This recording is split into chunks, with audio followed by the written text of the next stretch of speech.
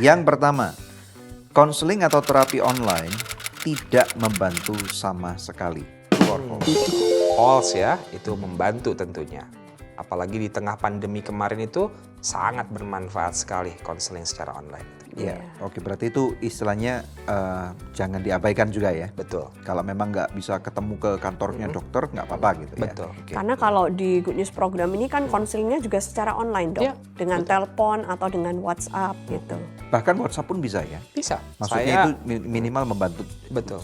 Seperti journaling tadi ya. Benar, karena saya juga kasih nomor WA saya kepada pasien, jadi anytime pasien bisa kontak saya. Untuk kemudian konseling, sharing, paling enggak saya bisa memberikan hal-hal yang sederhana bagi mereka. Baik. Wow, dokter baik sekali. Ya. Biasanya psikiater-psikiater itu susah dok kalau di Iya. luar jam praktek.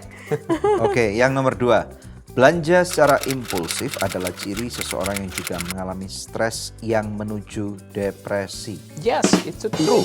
Ya, karena belanja impulsif seperti itu ada dorongan obsesi kompulsif namanya atau ada OCD, dan itu juga seringkali menjadi suatu ciri dari suatu gangguan yang namanya episode manik pada bipolar misalnya. Betul. Oh gitu.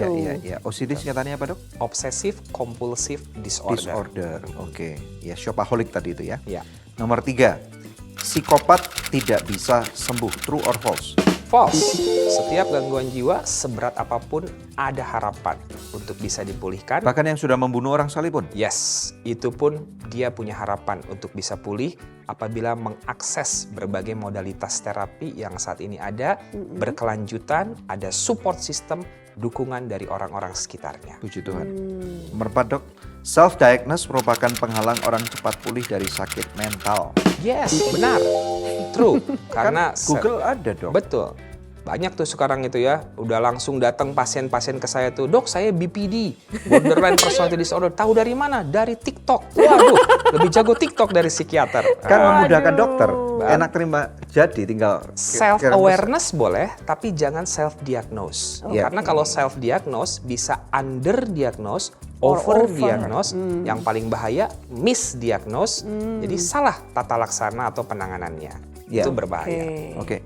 Karena kalau dokter seorang psikiater yang Ya. memberikan observasi sebelum bisa melabel tadi BPD Mendiagnosis. atau yang lain-lain itu harus observasinya berapa Iya, lama dok? wawancara klinis yang terstruktur itu. Satu Berapa lama? pasien bisa 30 sampai 40 menit. Kadang-kadang perlu ada instrumen untuk bisa diisi Berapa untuk sesi? memastikan. Beberapa sesi bisa, tapi di sesi pertama asal kita bisa dapat semua simptom gejalanya sudah bisa langsung didiagnosis gangguannya. Diagnosis sementara. Ya, diagnosis working diagnosis namanya. Oke. Jadi diagnosis yang membuat treatment akan segera mulai Right. diberikan. Berikutnya ya dok ya.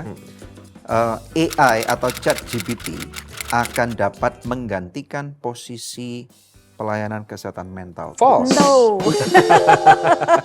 Karena banyak sekarang tuh sharing chat GPT gitu ya, Iya. pasien-pasien saya, tapi tetap datang ke praktek Nggak beda bisa, dok rasanya. Iya. Ya iyalah itu iya, robot nggak ada empatinya. Empati gitu ya, mendengarkan gitu ya, ekspresi, gestur, postur, intonasi suara, banyak sekali hal-hal yang demikian yang jauh lebih memulihkan.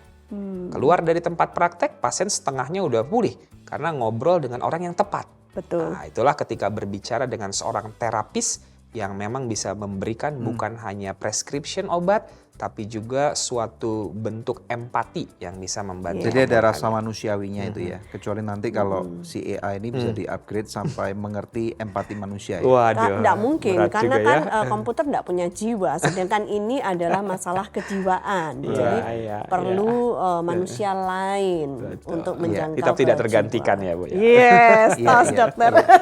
Kan istilahnya ada orang-orang yang di negara-negara, misalnya Jepang tuh, yang sudah tidak mau menikah. Dan kemudian mereka beli boneka seks sebagai ganti pelampiasan nafsu seksual mereka. Karena mungkin suaminya atau istrinya udah nggak cocok dan beberapa kali menikah terus kemudian gagal kawin cerai. Iya. Apakah ini termasuk salah satu gangguan kejiwaan juga? Iya, itu problem psikososial yang sangat marak ya, dan di Jepang itu ada suatu gangguan yang kita sebut hikikomori. Yes. Oh iya. Hikikomori itu dia mengurung diri Mengurung saja diri. di kamar aja gitu ya, memenuhi fasilitas yang dia butuhkan aja gitu ya. Anak-anak muda di Jepang Itu jadi problem utama tuh gitu ya. Kita di beberapa pertemuan ilmiah internasional itu mereka angkat itu fenomena hikikomori itu. Hikikomori. Iya. Oke. Lagi pula loh kalau suami menikah dengan boneka seks itu, terus kalau misalkan mau ngobrolin tentang bisnis, mau ngobrolin tentang masa depan, emang ada jawaban? Kan nggak ada. Iya, betul. Betul. Tenang Hani, kamu tidak tergantikan. Jangan insecure. Enggak, aku nggak insecure, cuman edukasi. Yang terakhir ya dok, Ya. pelayanan bisa menjadi salah satu pemicu sakit jiwa di kekristenan saat ini. True. Benar. Iya. Karena banyak sekali sekarang spiritual abuse. Spiritual abuse. Ya harus hati-hati dengan setiap pelayanan gitu ya. Karena ya sering sekali banyak aspek-aspek yang minor ataupun mayor bisa memicu orang menjadi stres. Konflik antar pelayan, ekspektasi yang nggak sesuai dengan reality misalnya.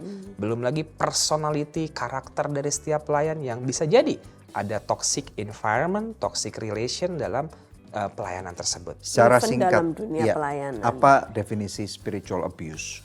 Memanfaatkan aspek spiritual untuk kemudian kepentingan diri sendiri dan kemudian mencederai, memberikan kerugian kepada orang-orang yang kemudian menjadi korbannya. Iya. Dan itu tidak melulu harus pemimpin rohani kepada orang-orang yang dipimpinnya ya, Setuju, dokter. betul. Tapi bisa juga orang-orang yang Sebaliknya. dipimpin kepada pemimpin rohaninya juga bisa. Bisa nggak? Bisa timbal balik, dua-duanya bisa demikian. Karena kan gitu. orang yang dipimpin bisa, lu pemimpin rohani, kenapa nggak bantu gue? Bisa Betul, juga kan itu. memanipulasi pemimpinnya. Ada tuntutan pressure yang demikian gitu ya, atau menjelek-jelekan ya di media sosial, komentar-komentar dan sebagainya. Itu banyak yang juga kemudian malah menjatuhkan. Gitu. Ya, mantap. Iya.